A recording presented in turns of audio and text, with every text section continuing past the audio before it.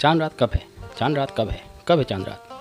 आज का लिए यही सवाल सबसे ज़्यादा अहम बन गया है। कुछ लोग कह रहे हैं कि जुमेरात को हो जाएगी चांद रात और जुमे की ईद हो जाएगी, और कुछ लोग कह रहे हैं जुमे की चांद रात होगी और ईद हफ्ते की हो जाएगी। लेकिन साइंटिफिकली जो है चांद जो है बुनियादी तौर पे जुमेरात की बजाय जुमे को नजर आने के इम्कान ज़्यादा हैं, क्योंकि जुमेरात को चांद की पैदाइश के हिसाब से चांद का नजर आना बहुत मुश्किल है, मगर जुमे के दिन चांद बहुत आसानी से नजर आ सकेगा। लिहाजा ईद जो है वो हफ्ते के दिन होना मुमकिन है ज़्यादा।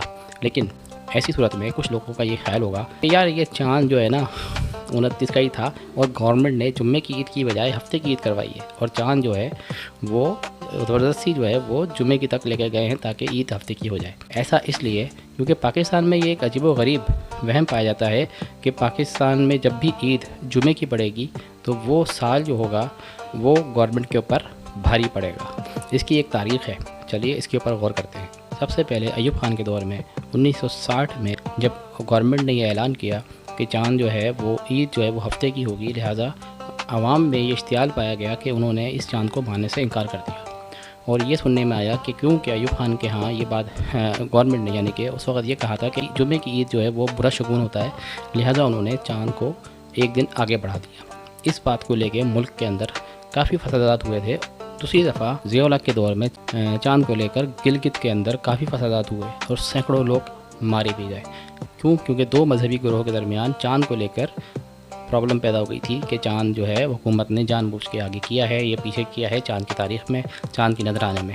इसी तरह से इमरान खान के दौर में सन 2022 में जो ईद गुजरी थी उसके बाद भी इमरान खान की हुकूमत ज़वाल का शिकार हो गई इसमें, लेकिन ईद जो थी वो जुमे की नहीं थी। बात दरअसल ये है कि पाकिस्तान के अंदर सियासत के अंदर ख़ास तौर पे ईद के बाद हलचल ज़रूर पैदा होती है। अक्सर सियासी जमातें ये नारा लगाती हैं कि हम अपनी तहरीक हुकूमत के ख़िलाफ़ जो भी होगी तहरीक वो हम ईद के बाद शुरू करेंगे। बहुत से फ़ैसले हुकूमत जो होती है वो ऐसे लेती है जो ईद के बाद लिए जाने होते हैं।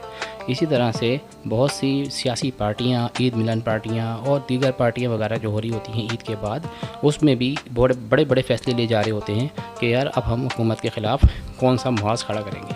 ईद चाहे जुमे की हो चाहे हफ्ते की हो, इससे ये सारी की सारी बातें तो हम परस्ती में आएंगी। ईद का ताल्लुक़ किसी किस्म की हुकूमत के ज़वाल से नहीं होता।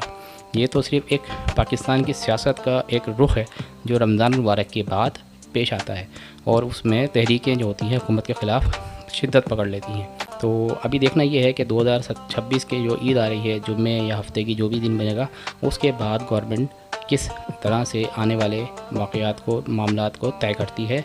और इस वक्त तक यकीनन गवर्नमेंट के लिए एक मुश्किल वक्त ज़रूर है, और ये जो मुश्किल वक्त